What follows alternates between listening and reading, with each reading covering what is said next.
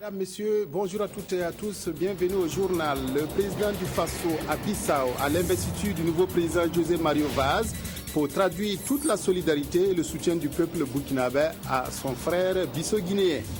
Avec la visite hier des différents sites devant abriter les festivités du 11 décembre à Kaya par le Premier ministre, on peut dire que le Centre Nord a véritablement lancé les préparatifs de cet événement national. Une dizaine de chefs de gouvernement ont assisté hier à l'investiture du président élu de Guinée-Bissau, José Mario Vaz. Le président du Faso a pris part à cette cérémonie pour traduire toute la solidarité et le soutien du peuple burkinabé au nouveau président bissau-guinéen qui a invité ses concitoyens à se donner la main pour reconstruire leur pays. Reportage de nos envoyés spéciaux Jean Zongo, Adjima David Tombiano. Bissau accueille dans l'euphorie son nouveau président José Mario Vaz, élu avec plus de 60% des suffrages en fin mai. Ils étaient ce lundi 23 juin des milliers au stade du 24 septembre pour acclamer le 4e président démocratiquement élu depuis l'avènement de la démocratie en 1994. Les Bissau-Guinéens attendent beaucoup de l'ancien ministre de l'économie et des finances, devenu aujourd'hui président de la République, reconstruire le pays marqué par une histoire jalonnée de coups d'État, transformer ce pays riche en ressources naturelles en un espace économique prospère et attrayant, réconcilier les Bissau-Guinéens entre eux. C'est à un nouveau départ que Jonave, comme on l'appelle affectueusement à Bissau, engage son pays, cette ancienne colonie portugaise qui a arraché son indépendance après une mémorable guerre de libération en septembre 1974. Le président Blaise Compaoré était présent avec une dizaine d'autres chefs d'État et de gouvernement d'Afrique de l'Ouest à l'investiture du nouveau président bissau-guinéen. C'est un couronnement des efforts de la CEDEAO qui s'est fortement impliqué pour sortir la Guinée-Bissau de crise après la suspension par l'armée du processus démocratique en avril 2012. Et Blaise Compaoré, qui est un acteur clé dans ce processus d'accompagnement de la Guinée-Bissau, s'en réjouit. C'est avec beaucoup de plaisir que nous retrouvons cette région calme, mais surtout un peuple réconcilié avec lui-même, mais aussi un pays réconcilié avec l'état de droit, avec la démocratie. Car il n'y a pas d'avenir possible pour les nations. On ne construit pas au départ un socle de paix, de stabilité. Or, ce pays a, sur ce terrain, manqué ses rendez-vous avec l'histoire, si bien que nous devons vraiment rendre grâce à Dieu d'avoir permis à ce peuple et à l'ensemble de la région de trouver ici une terre à nouveau paisible, qui, nous le savons, est très bien arrosée. Donc, avec la paix, il est certain que ce pays va reprendre plus de force et plus de détermination dans la construction de son avenir. L'ECOMIB, mission de la CEDEAO en Guinée-Bissau, est un des dispositifs de soutien de la communauté ouest-africaine. Elle avait reçu pour mission de protéger les institutions de la transition, de sécuriser le processus électoral. Cette mission est en partie gagnée avec la mise en place des institutions démocratiques. Il reste à accompagner les nouvelles autorités à conduire la délicate réforme de l'armée et à l'orée de ce quinquennat, c'est l'un des grands défis que devra relever le président Vaz. Le Premier ministre a séjourné hier dans le San Matenga. Béon Luc Adolphe Thiaw a passé en revue les différents sites devant abriter les festivités du 11 décembre 2015 dans la région du Centre-Nord. Les discussions avec les autorités régionales sur les avantages et inconvénients des sites retenus ont constitué l'autre temps fort de cette visite. Reportage Lazare Pouya. Accueilli à l'entrée de Kaya ce 23 juin 2014 par les autorités régionales et provinciales de la région du Centre-Nord, le Premier ministre Luc Adolphe Thiaw n'a pas du tout eu repos. Premier acte, la visite du site B, 40 hectares de la cité des Forces Vives, à proximité de l'Université catholique, puis celui du site du pied-à-terre du président du Faso, estimé à 10 hectares environ, toujours à l'entrée de Kaya, sur l'axe Ouaga-Kaya. Le chef du gouvernement et sa délégation se sont déportés à la sortie nord de Kaya à Dondolé, sur l'axe Kaya-Dori. Là, C'est le plan A, Cité des Forces Vives, d'une superficie de 40 hectares également, qui a été visité par Béon-Luc Adolphe Thiaw.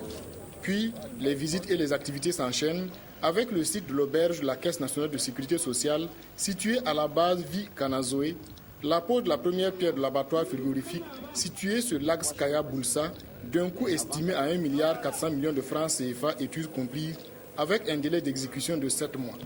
Au centre-ville de Kaya, à l'espace Sandaogo plus précisément, ce sont les sites de la place de la Nation, à l'espace Ivoire, le site de la salle polyvalente, l'axe devant tenir le défilé du 11 décembre 2015, situé sur la route Sogelbé, conseil régional de Kaya, le site du jardin de la femme, situé à côté de l'hôtel administratif, et enfin l'hôtel administratif en finition.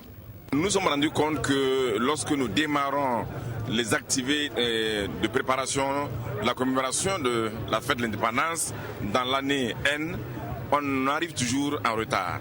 Et c'est pourquoi, ayant tiré ces leçons, nous avons déjà commencé par Dédougou. Vous savez que déjà à Dédougou, les différents travaux ont été donc réalisés dès le premier trimestre, ce qui n'a pas été le cas pour les autres régions. Et cette fois-ci, je suis très heureux de constater que dans la région du Centre-Nord, à 6 mois même avant la fin donc, de l'année N-1, les choses peuvent déjà démarrer. Donc je crois que nous sommes rassurés, nous aurons l'occasion de revenir maintenant. Et nous avons repéré les différents sites. Et ce que je souhaite, c'est que ces sites ne fassent pas l'objet de crise, de contagion majeure. Et donc il faut maintenant dialoguer avec les populations concernées pour que ces sites-là soient effectivement affectés, notamment aux différents projets, aux présentes infrastructures qui sont prévues. Pour le Premier ministre, le choix final de ces différents sites revient au Conseil régional, aux gouverneurs, aux maires et aux populations de la région du Centre-Nord. L'objectif étant de favoriser le consensus. Le Premier ministre a également eu une rencontre avec les forces vives du Centre-Nord. Le chef du gouvernement a donné à cette occasion des orientations quant à la réalisation des infrastructures et le démarrage effectif des travaux. Ces échanges ont été jugés fructueux puisqu'ayant abouti à la prise d'engagement par les populations de la région. Lazare Pouya, nouvelle précision. C'est dans la salle de conférence de l'Association pour le développement de la région de Kaya à DRK que le Premier ministre Béon-Luc Adolphe Thiaw a rencontré les forces vives de la région du Centre-Nord. Une rencontre qui s'inscrit certes dans le cadre des préparatifs de la commémoration du 11 décembre 2015, mais aussi et surtout d'orientation. Dès l'entame des échanges, le gouverneur de la région du Centre-Nord a plaidé pour la construction d'une université à Kaya afin de réduire la distance pour les étudiants de sa région. Puis, les forces vives de la région du Centre-Nord, tout en saluant la visite du chef du gouvernement, ont étalé le chapelet de leurs doléances. La réhabilitation des barrages de la région et la construction de certaines retenues d'eau, la construction d'un stade pour les jeunes, d'un marché à bétail, d'un centre pour les personnes âgées, la clôture du mur de la maison de la femme et le bitumage de certaines voies de la ville de Kaya. Nous sommes satisfaits en tout cas de toutes les réponses. Nous pensons que, en tout cas, si ça doit continuer comme ça, si en tout cas les promesses là vont être exécutées, sincèrement, nous serons très contents. Le Premier ministre est venu nous rassurer que le 11 décembre là, réellement, ça sera organisé en 2015. Le chef du gouvernement et les ministres concernés qui étaient de la partie ont apporté des réponses adéquates aux préoccupations des forces vives de la région. La région du Centre-Nord est psychologiquement prête pour accueillir la fête du 11 décembre l'année prochaine à Kaya. Et nous avons eu l'occasion donc de leur expliquer un peu ce que nous attendions donc de la région, ce que nous attendions de la ville.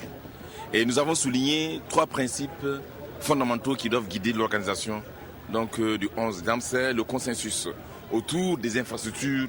Il faut qu'il y ait la cohésion au sein donc de la population. Et enfin, il faut qu'il y ait le principe du respect de l'hospitalité. Tout en saluant l'esprit qui a prévalu au cours de cette rencontre, le Premier ministre a exhorté les ressortissants de la région du Centre-Nord à plus de cohésion et d'entente afin de réussir le pari de 2015. Le 20e congrès ordinaire de l'Association nationale des retraités du Burkina s'est ouvert ce matin sous le parrainage du président de l'Assemblée nationale, Sungalo Apollinaire Ouattara. Et qui dit congrès ordinaire dit examen des textes statutaires et renouvellement des structures dirigeantes. Reportage Sylvain Vebamba. Ce 20e congrès de l'Association nationale des retraités du Burkina réunit les membres des 45 sections provinciales autour du Bureau national pour l'examen des textes statutaires et le renouvellement des instances en vue de la redynamisation de l'association. Le rapport moral et le rapport financier, c'est-à-dire que nous allons passer ça en revue, qu'est-ce que nous avons pu faire les 3 années passées et au point de vue finance, qu'est-ce qu'on a pu avoir pour la vie de l'association. Au regard du contexte sociopolitique national, les retraités de Burkina ont placé leurs assises sous le signe du dialogue social. Le thème, c'est assez large. Vous voyez, avec l'insuffisance présentement, il faut un dialogue. Sinon, on va se retrouver là où on ne souhaite pas se retrouver. C'est dans ce cadre-là, en tout cas, il y a beaucoup de choses à débattre. C'est ce nécessaire dialogue intergénérationnel que le président de l'Assemblée nationale a salué à l'ouverture des travaux, tout en rendant hommage à la sagesse de ces hommes et de ces femmes. L'Association nationale des retraités du Burkina est un creuset de sagesse. Il s'agit d'une association qui apporte toujours sa contribution à la construction de notre pays. Et cette association a participé, vous vous souvenez, éloquemment au forum des personnes âgées et également au forum des corps constitués. C'est-à-dire qu'il y a là toujours un potentiel qui est mis à la disposition des générations plus jeunes. Il est donc attendu de ces 2 jours de travaux des orientations devant régir le fonctionnement de l'association pour les 3 prochaines années. Indéniablement, la jeune génération s'appuie sur les anciens pour voir plus loin. Cette affirmation ne sera pas démentie par Cheikh Tidiane Koumbia qui vient d'empocher sans coup féri son diplôme de BPC 2014. Cheikh Tidiane a passé avec succès cet examen à l'âge de 13 ans, ce qui en fait le plus jeune candidat de la région des Hauts-Bassins. Reportage Karim Sissé. Il est l'un des plus jeunes candidats au brevet d'études du premier cycle BEPC, session de 2014 au Burkina Faso. Lui, c'est Cheikh Tidiane Koumbia. À 13 ans, il a décroché son BEPC. Et pour moi, les sujets du BEPC ont été abordables. Vraiment, je pense avoir eu de très bonnes notes. Tidiane a fait ses premiers pas à l'école à l'âge de 2 ans. Et à 9 ans, il obtient son certificat d'études primaires CEP. Pour Tidiane, le seul secret des études est d'apprendre ses leçons et d'être assidu au cours. Pour bosser, c'est simple. Il faut que je me concentre pendant qu'on dispense les cours pour essayer d'assimiler au maximum. Puis maintenant, dès que je reviens de l'école, je lis 1 ou 2 fois mon cours, puis c'est bon. Je l'aide souvent à réviser ses cours, quoi. Voilà. Et souvent, il y a des mots, quand il ne comprend pas, il me demande. Si je peux, je lui explique. Ou bien je dis de prendre le dictionnaire, maintenant on va fouiller ensemble. Ses encadreurs et camarades de classe manquent de mots pour le qualifier. En classe particulièrement, sans vous mentir, il était excellent. Il était au-dessus des autres. Voilà. Il était chaque fois premier et il tenait la tête dans à peu près toutes les matières. Avec son BEPC en poche, Tidiane rêve d'être un jour un médecin. Et pour cela, il désire s'inscrire en classe de seconde C. 3 études sur la prostitution des mineurs réalisées au Bénin, au Burkina et au Niger par une association européenne sont au centre d'un séminaire régional qui se tient à Ouagadougou. Ces études ont pour objectif de contribuer à une meilleure compréhension des liens qui existent entre la mobilité des enfants et leur situation de prostitution afin de trouver des stratégies de lutte plus efficaces contre le phénomène. Reportage Yolande Lompo. Le constat est amer. Les enfants pratiqueraient de plus en plus le plus vieux métier du monde. Selon une étude menée dans 4 villes de mise en œuvre du programme Afrique contre la traite et l'exploitation sexuelle, nombreux sont les mineurs qui arpenteraient les rues à la recherche d'une clientèle. La moyenne d'âge des mineurs en situation de prostitution est de 16 ans et demi et l'âge 4 sur 10 seraient mères d'au moins un enfant. Cette étude, je peux dire que c'est la première du genre qui est focalisée sur uniquement les mineurs. La majorité souhaite avoir des alternatives pour quitter ce monde de la prostitution-là, mais elles n'ont pas forcément les ressources qu'il faut. Au Burkina Faso, une loi portant définition et répression de la vente d'enfants, de la prostitution des enfants et de la pornographie mettant en scène des enfants a été adoptée. Cependant, sur 10 mineurs enquêtés, plus d'un aurait des expériences de pratique de prostitution dans un autre pays. Le gouvernement est conscient que le phénomène existe. Lorsque vous sortez le soir après une certaine heure, on constate manifestement dans les rues de Ouaga des jeunes filles, des mineurs qui se promènent. On envisage justement trouver les solutions à ce problème. Et les solutions ne peuvent passer qu'à par des études qui permettent de mettre en évidence les causes du phénomène. L'enquête a concerné près de 750 mineurs dans les 3 pays que sont le Bénin, le Niger et le Burkina Faso. Et parmi ces enfants, pour la plupart déscolarisés, on en compterait une dizaine de garçons au Niger. Afin de mettre fin à l'exploitation sexuelle des enfants à des fins commerciales, des actions de plaidoyer seront donc menées. Les acteurs des systèmes financiers décentralisés sont réunis en assemblée générale à Ouagadougou. Il s'agit pour les participants d'évaluer les acquis de 2013 et de dégager des perspectives afin de mieux faire les populations des avantages des systèmes financiers décentralisés. Les précisions signées Abdoul Rasmane Zongo. Au cours de cette assemblée générale ordinaire 11e du genre, ces séminaristes vont se pencher sur le bilan des actions accomplies en 2013, mais aussi dégager des perspectives pour les activités à venir. Ces participants sont tous des acteurs des systèmes financiers décentralisés. Un système financier décentralisé, c'est ce qu'on a appelé anciennement les institutions de microfinance. Décentralisé parce que, de par la loi, il est permis à tout le monde de participer. Donc vous avez des formes coopératives, vous avez des formes de sociétés anonymes qui peuvent aussi intervenir. L'important, c'est de pouvoir desservir les populations qui n'ont pas généralement accès au système bancaire classique. Ça veut dire que ces systèmes, c'est des relais qui se trouvent un peu partout sur toute l'étendue du territoire et qui concourent justement à la bancarisation. Les organisateurs sont soutenus par les autorités de tutelle. D'abord, il faut reconnaître quand même qu'il y a un dynamisme. Il y a vraiment de très bonnes performances. Mais il y a des cas pour lesquels, bien entendu, les difficultés que l'autorité de tutelle a pu relever, c'est très souvent le non-respect donc la réglementation et un certain nombre donc d'outils de gestion et de surveillance interne à ces systèmes financiers sont également inexistants. Et vous le savez très bien que cela joue, bien entendu, sur la performance donc, de ce secteur-là. Et c'est pour cela donc qu'il est bon que les dispositions puissent être prises pour faire en sorte que l'ensemble donc, de ces outils de bonne gestion puissent être mis en place. De fortes recommandations sont attendues à la fin de la rencontre afin de consolider les systèmes financiers décentralisés au bénéfice d'un grand nombre de populations. Comment comprendre l'industrie minière? C'est autour de ce thème qu'a été organisé le premier symposium de l'Institut canadien des mines, de la métallurgie et du pétrole, ICM. Ce symposium avait pour objectif de partager les meilleures pratiques entre professionnels des mines de l'Afrique de l'Ouest et ceux du Canada. Reportage Nathalie Savadogo.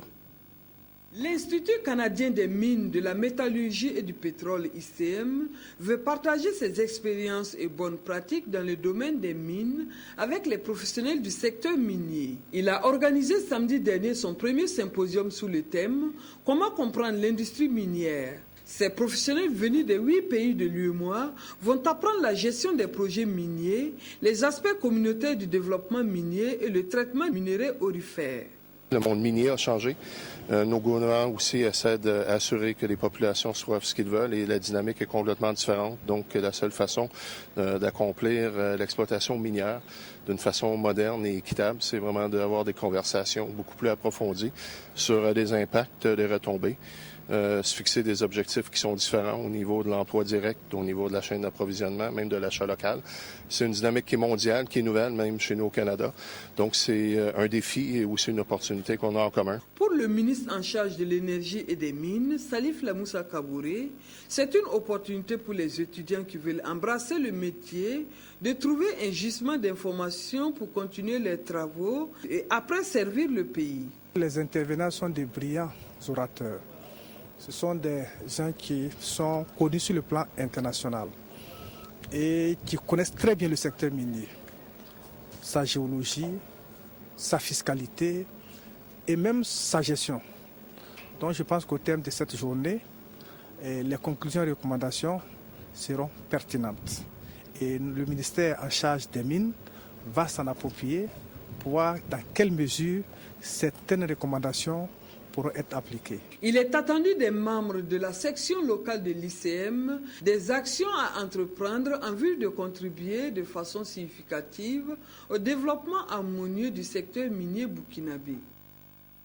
L'école sans fin au Burkina, noble ambition de l'association Marche de solidarité contre la faim des enfants. En vue de récolter des fonds pour venir en aide aux élèves du Burkina, elle a organisé une marche ce week-end à Ouagadougou. L'association a besoin de 30 millions de francs CFA pour atteindre son objectif. Reportage Karim Patrick Namono. Prendre son repas après les classes, cette aubaine, des milliers d'élèves des 12 000 écoles de Burkina Faso ne l'ont pas toujours. Alors, combien seront-ils à abandonner le chemin de l'école pour cause de ventre creux? Des milliers sur les 2 500 000 élèves que compte le pays. Pour y remédier, un seul geste suffit. Nous pouvons vaincre la faim. Chaque Burkinabé peut contribuer à hauteur de 125 francs. Chaque Burkinabé peut prendre en charge le repas annuel d'un élève à hauteur de 21 500 francs. C'est possible, c'est un défi que nous pouvons relever et pour bouter à jamais hors des établissements la faim. De ces propos découle tout le sens de cette marche, partie de la place de la Nation jusqu'au rond-point des Nations Unies. L'association Marche de solidarité des enfants de Burkina Faso mène sa croisade avec 2000 élèves et 500 élèves policiers avec le soutien de la première dame ici représentée. 21 500 francs suffisent pour un enfant scolarisé pendant toute une année scolaire. Laissez parler votre cœur ainsi que votre raison et continuez à aider les enfants nécessiteux à grandir en bonne santé et devenir des citoyens inspirés. La parole, l'acte. L'ambition est de collecter 30 millions de francs CFA pour assurer l'alimentation journalière des écoliers du Burkina Faso. Les collectes se poursuivront jusqu'en début octobre 2014. L'Association des jeunes pour le développement de Kaya, AJDK, a organisé une opération de collecte de sang au profit du centre hospitalier régional CHR de Kaya. 120 poches de sang ont été remises au CHR pour combler un déficit criard. Une plantation d'arbres et une remise de vivres ont aussi marqué cette journée. Précision, c'est 12 ans. L'Association des jeunes pour le développement de Kaya, la JDK, frappe à la porte de leur centre hospitalier régional. Ces jeunes viennent en appui à l'hôpital pour donner leur sang.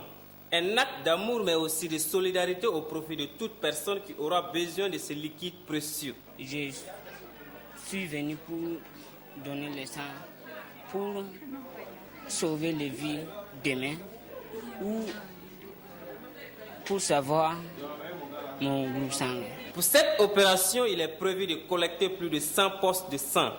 Le don de sang, c'est notre activité principale. Et aujourd'hui, nous avons décidé de venir ensemble pour donner le sang, pour sauver les gens. Un geste louable et salutaire selon les responsables de l'hôpital. Le CHR en a besoin de sang, a besoin cruellement, j'allais dire même de sang, parce que, vous savez, nous sommes déjà presque en hivernage. Et le besoin de sang se fait avec acuité. Il y a le palu qui s'annonce d'ores déjà. Et nous sommes aussi dans une zone où fréquemment il y a des accidents, il y a tant d'événements qui nécessitent beaucoup plus de sang. En plus, vous savez que le CHR, c'est une structure qui est à Kaya ici, le CHR de Kaya est la seule structure sanitaire de référence. Il n'y a pas un CMA, donc ça fait que chaque besoin de sang, c'est au CHR ici. Or, on constate depuis un certain temps quand même de moins en moins de donneurs de sang. Plantations d'arbres et remises de vivres au CHR ont également marqué cette journée. Et pour son engagement en faveur de dons de sang au Burkina, la JDK a reçu cette attestation de reconnaissance de la part du Centre national de transfusion sanguine. Sport football, Coupe du Monde. Les Pays-Bas ont battu hier le Chili par 2-0 et s'installent en tête du groupe B. Un parcours sans faute pour les Bataves, qualifiés pour les huitièmes de finale qu'ils joueront contre le Mexique. L'autre quart de finale, déjà connu, mettra aux prises le Brésil au Chili. La Seleção a battu hier le Cameroun par 4-1. Le résumé de toutes ces rencontres avec David Bangba Kafando.